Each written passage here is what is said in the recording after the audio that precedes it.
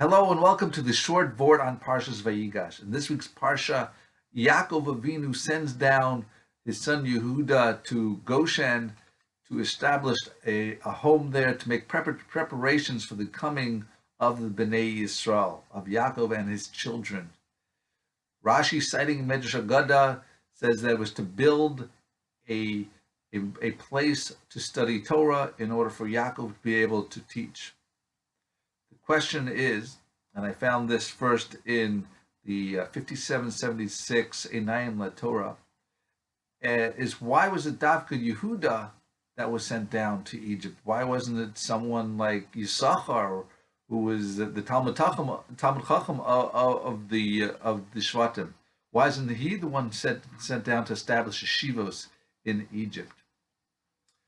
There are numerous answers, but one I'd like to share is one that was quoted with Pinchas Friedman Shlita, who says that Chazal tells us that some of the greatest tests that a person gets are either for having extreme wealth or extreme poverty. Someone who's rich can become haughty, will use his money inappropriately. That is part of the challenge. He's got to use his money properly and stay modest. And remember, it's all from Hashem, and stay on the derech. Also, someone who's poor, that he can't afford things, he's suffering, he doesn't get respect, he's finding the challenges of Parnasa. It's something very, very difficult of a challenge.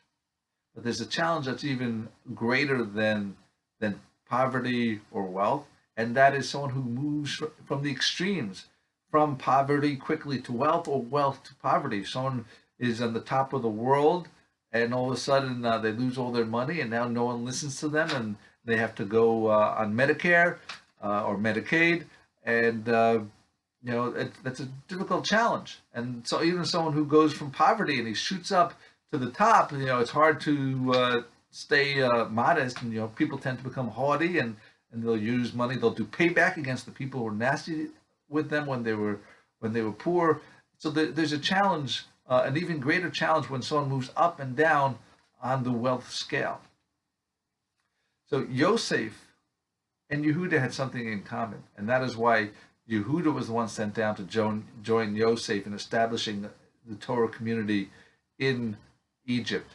Because, as we discussed recently in a short Vort, that Yosef was the top of the chain. He was Yaakov's favorite. Then all of a sudden he went from the top to the bottom. He was thrown into the pit. He was sold as a slave, and he went to jail.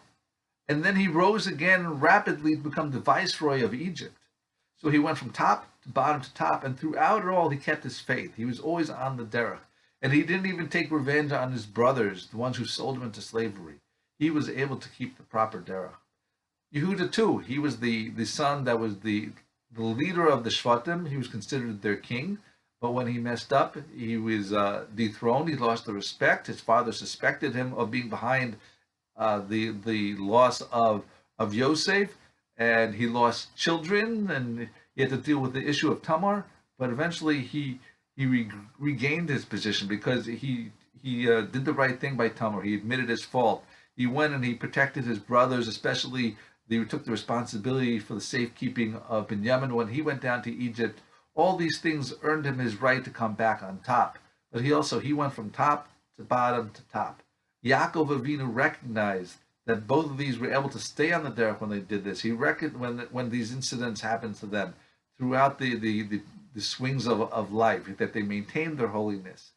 And that is a lesson for us, that throughout Jewish history, we've gone from top to bottom. We've gone from Yetzias Mitzrayim and Makom Torah to the Churban Batei Mikdash. We've gone from the Holocaust to the establishment of a Jewish state and the regrowth of Torah. Swings are normal for us, but one thing that has been constant is that we have the faith and the emunah in HaKadosh Baruch Hu. And that's something that, not just from the past, but the future, we have to have. We have to stay the course, go through life's vicissitudes, and believe in Hashem and act properly. Thank you for listening. Have a wonderful week and a wonderful Shabbos.